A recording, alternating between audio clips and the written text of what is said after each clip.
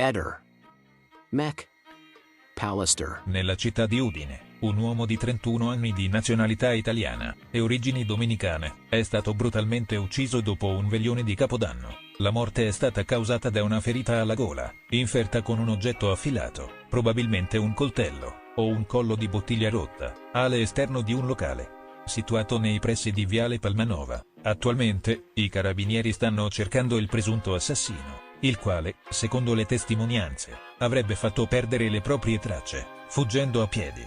Ehi, non dimenticare di iscriverti a questo canale.